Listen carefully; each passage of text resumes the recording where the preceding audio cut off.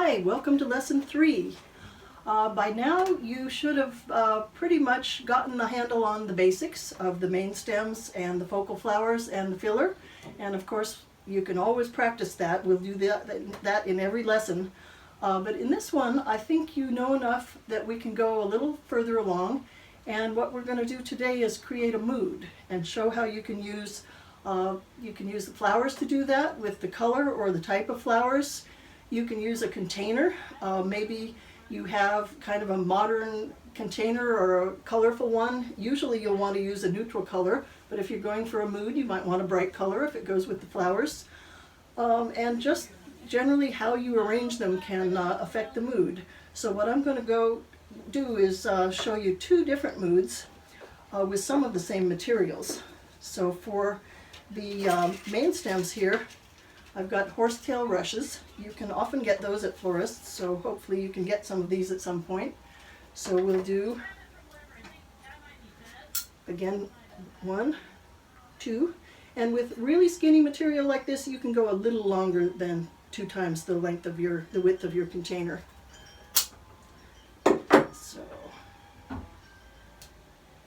stem 1. And horsetails grow straight up, so they can be pretty straight, but again bent a little bit to the side. Stem 2.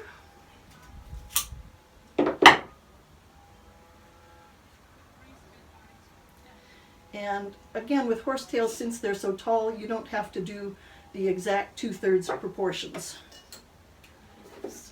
And stem 3.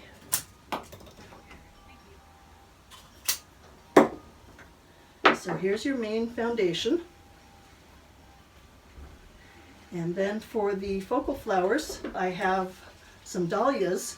And with your focal flowers, for the main one that's the lowest and closer to the center, you're going to want to get your most showy or largest flower. So to me, this one with a little white in it stands out best. So this will be our lowest focal point flower.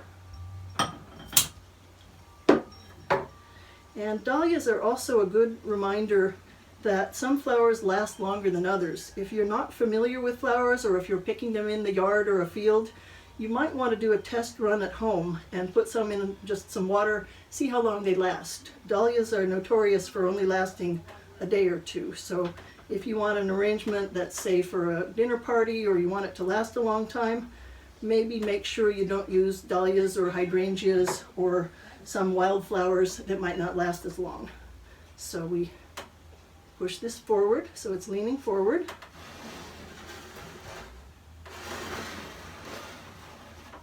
Then we add the second one. Oops.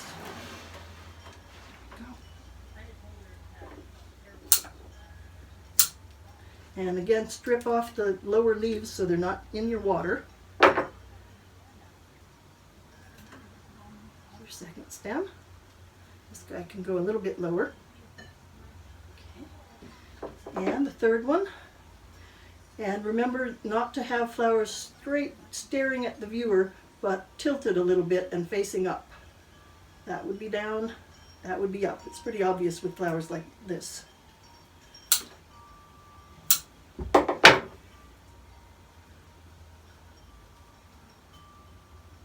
Okay, so we have our 3 focal flowers.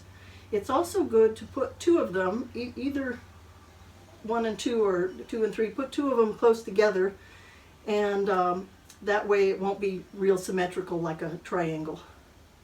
So. Okay, and now for the filler, we have some misty blue, which again you can often get at florists. And this is going to add to the peaceful and tranquil and pretty mood of this. And see how the color is very similar to the flowers. So we're just using very soothing, similar colors to create a tranquil mood. And it's okay if some of the material is a little bit in front of others. It makes it look more natural.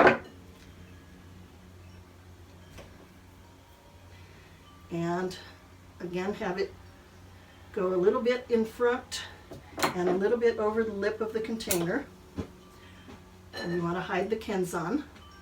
You want to have your filler be different lengths. A little bit longer here.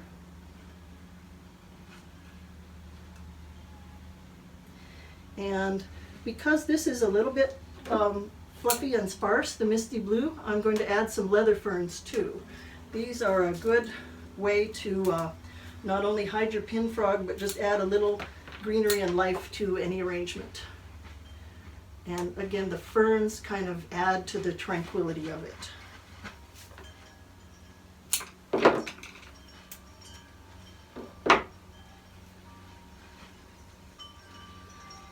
So, there we go. And the ferns are bending both in the same direction a little bit, like a breeze has blown them. So this is an example of a tranquil mood. And then for the second half of this lesson, I'll show you a different mood. Thanks. Okay, we just did a very peaceful, calm, tranquil arrangement, and now we're going to use some of the same materials and do a more energetic arrangement.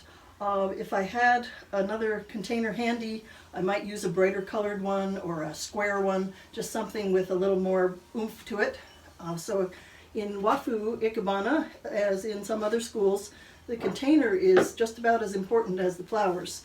So make sure that your container goes with the type of material and the mood you want, and that it is an integral part of the arrangement. So for the energetic one, we're going to use sunflowers. They're bold color, they're big, and they just say energy. They move to look at the sun, and they are hard to work with. So I wouldn't necessarily recommend large sunflowers for beginners, but give it a try if you can find any. So stem 1, stem 2 is the longer than stem 1. And again, not facing right at you if you can help it, but facing up a little bit. Have to really insert these guys hard.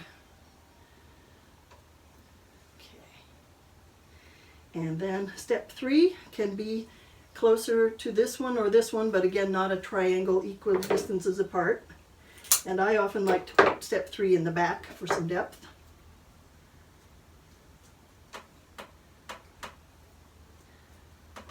Come on, you. Yeah, these are very thick stemmed.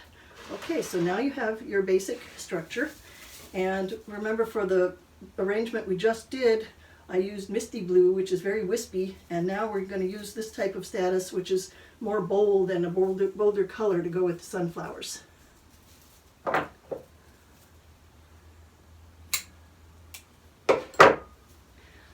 So we put the filler at different lengths and not in a symmetrical ball, symmetrical on both sides, and some of it going toward the front, so you can maybe go over the lip of your container a little.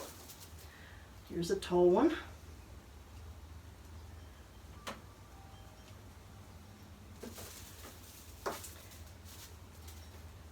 Again, we want to hide the kensan and not have a blank space in the middle, but still have some room to breathe and some empty space.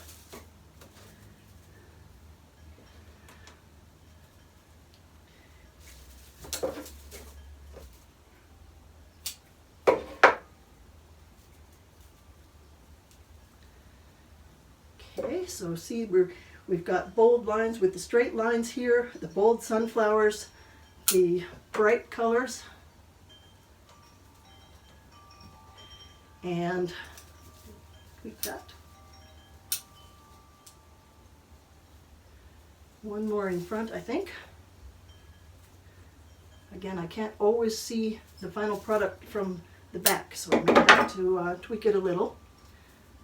And now for the final touch in making this a more bold arrangement. In Wafu Ikebana, we do like to have things growing naturally, like they actually grow, but it's okay occasionally to alter the material. In this case, what I'm doing is something that you'd see in nature. If you see rushes growing, sometimes you see one have a little bend in it like that, where it's broken. So that gives a little angle, a little sharp angle, and a more bold line. So that's fine to do, is to alter your materials just a little bit, but still within the realm of what you might see in nature. So here's a whole nother mood, starting with the same main stems. Okay,